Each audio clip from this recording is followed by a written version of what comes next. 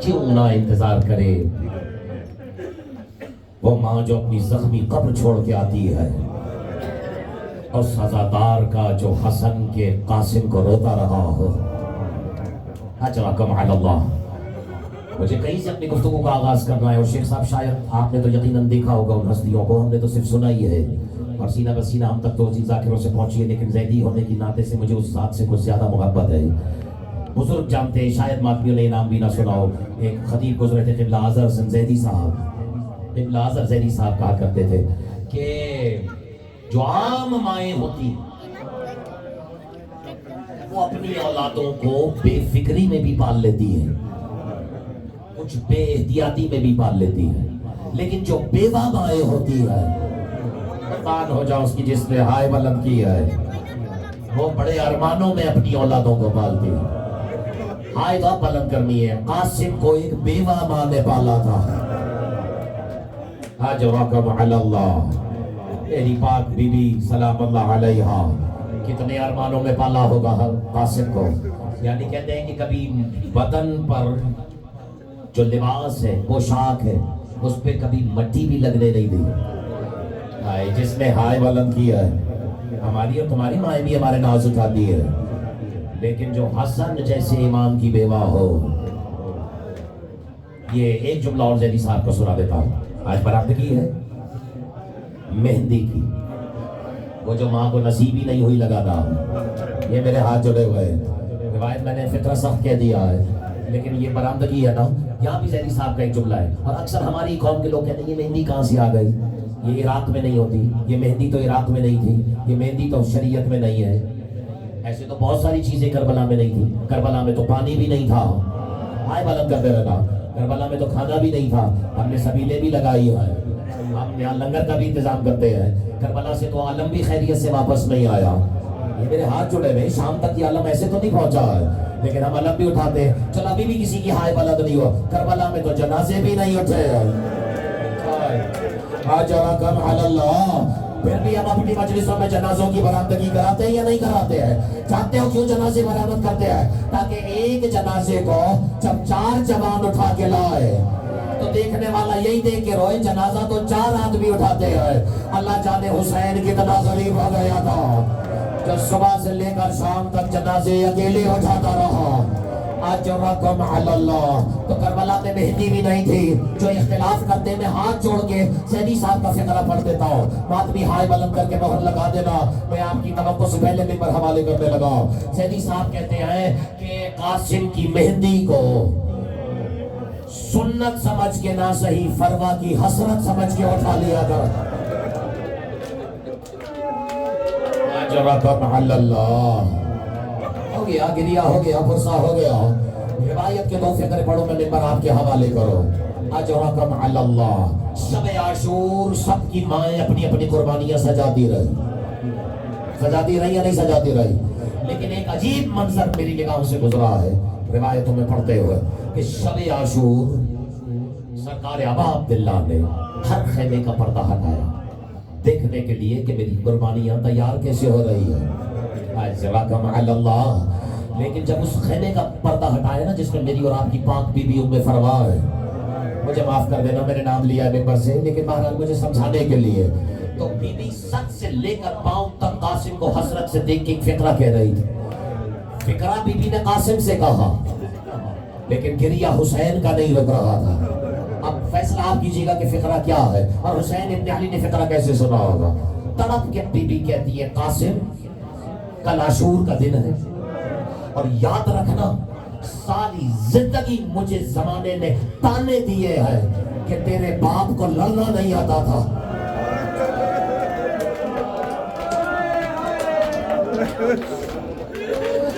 اجرکم علی اللہ۔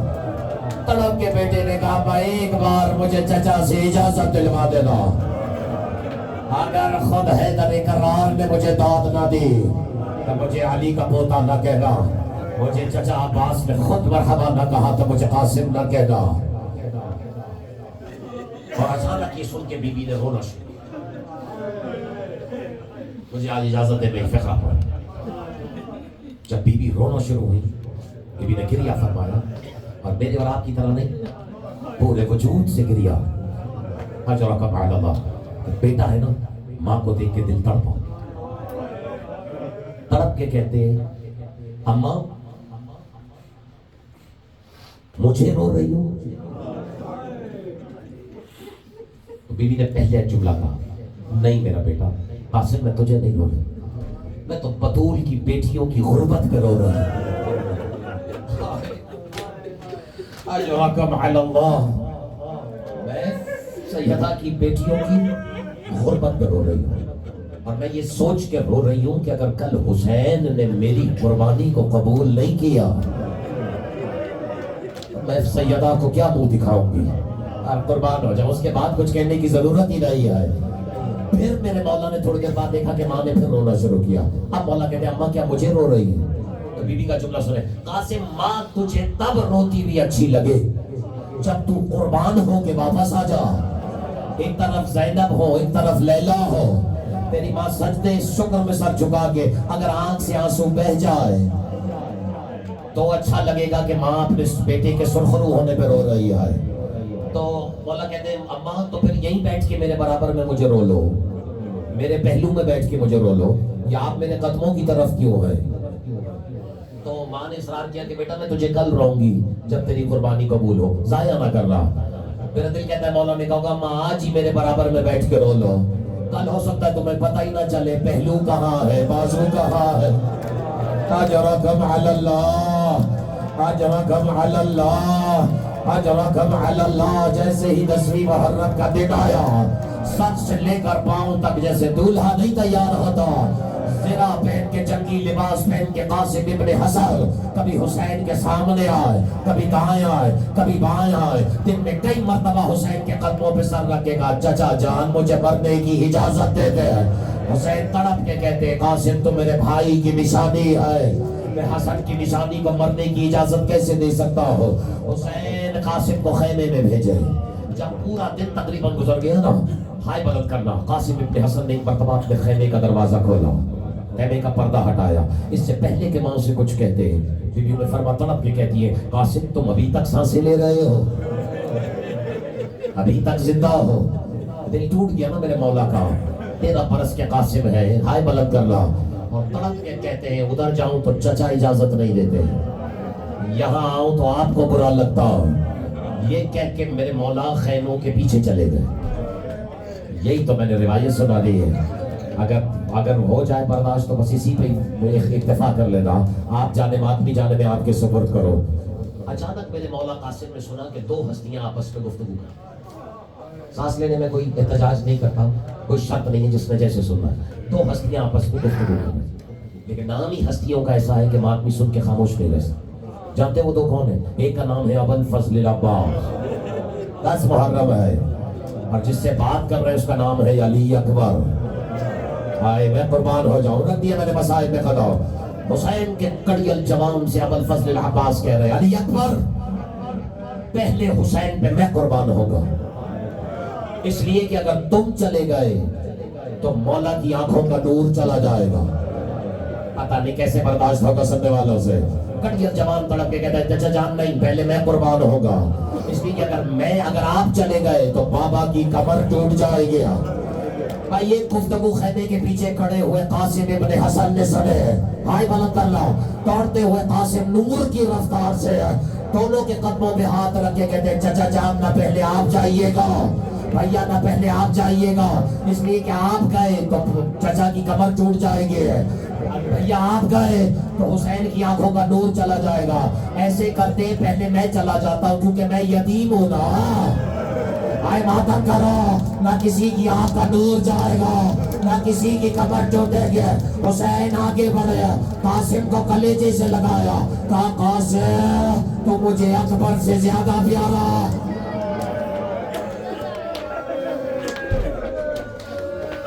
اجرکم علی اللہ. نہیں ملی اجازت دن بھر. اچانک میری بیوی نے ہاتھ پکڑا قاسم ابن حسن کا اور دروازے خیمے کے پردے کو ہٹا کر بیوی خیمے سے باہر تشریف لائے.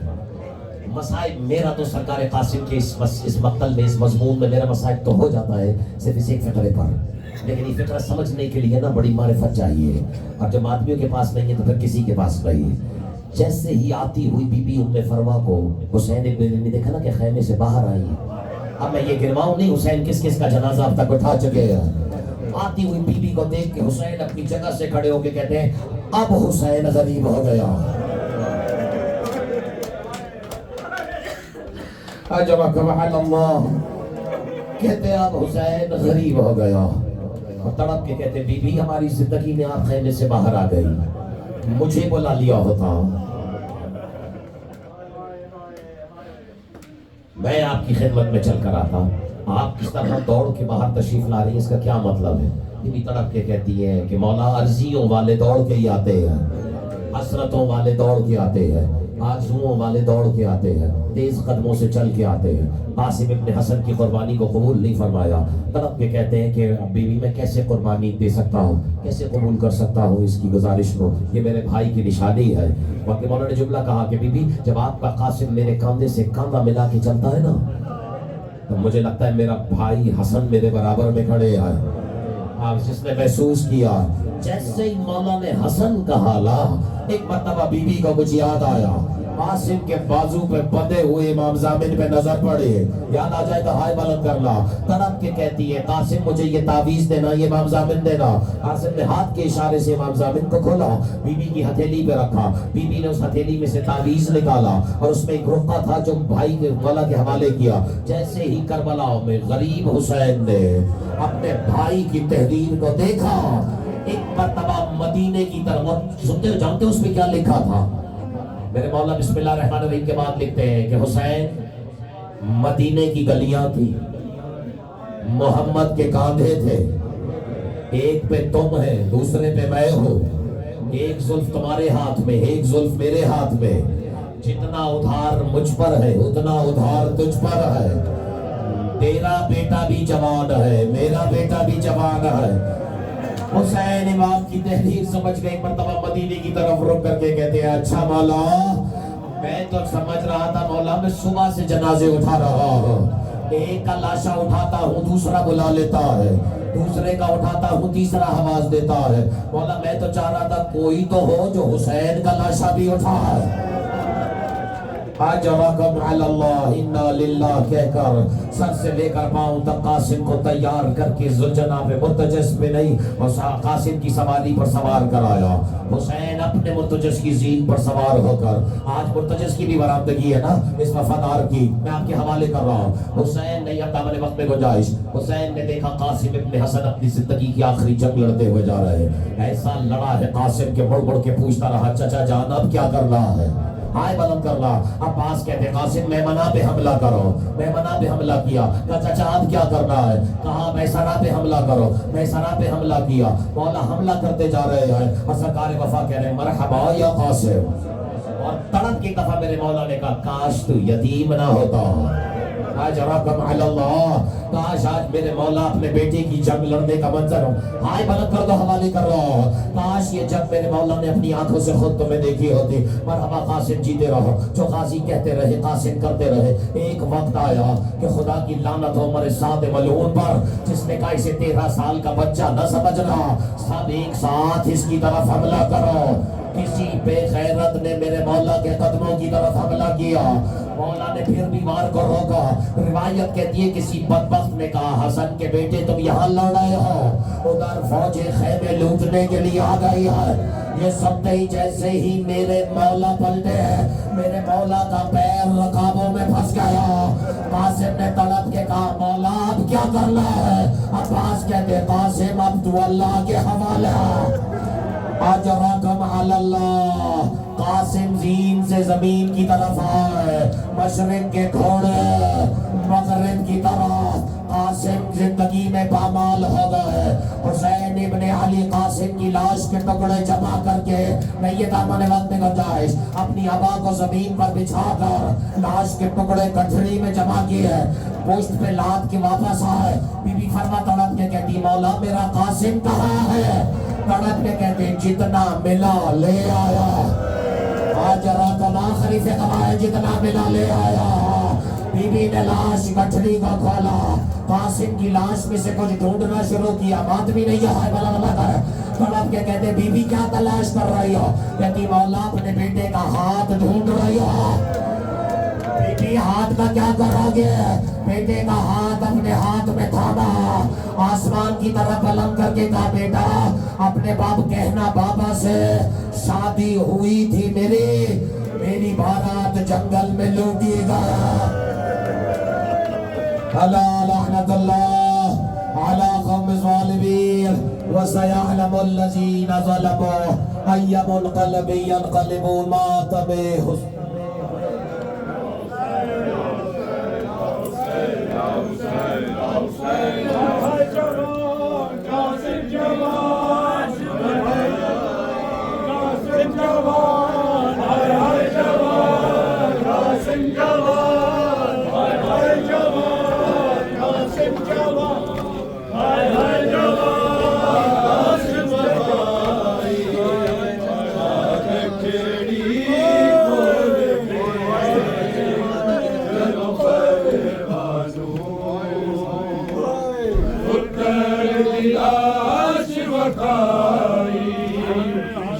گٹھڑی کھول کے جدو فربانو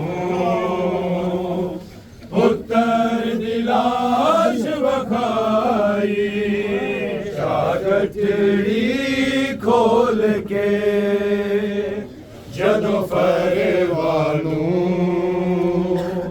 پتر دی لاش وکھائی. گٹھڑی کھول کے جدو فربانو پتر دی لاش وکھائی. گٹھڑی کھول کے جدو فربانو پتر دی لاش وکھائی. جنہیں ٹکڑے لب گئے مینو مقتل چولے آیا ماں آویکھ لتو بر جائی. گٹھڑی کھول کے جدو فربانو پتر دی لاش وکھائی. گٹھڑی کھول کے جدو فربانو پتر دی لاش وکھائی. جنہیں ٹکڑے لب گئے مینو مقتل چولے آیا ماں آویکھ لتو بر جائی. گٹھڑی کھول کے جدو فربانو پتر دی لاش وکھائی. گٹھڑی کھول کے جدو فربانو پتر دی لاش وکھائی. خود میرے اکبر سی کھول تیرے قافلے وچ دو بندے ماری خون چوری باری دس مہنائی. گٹھڑی کھول کے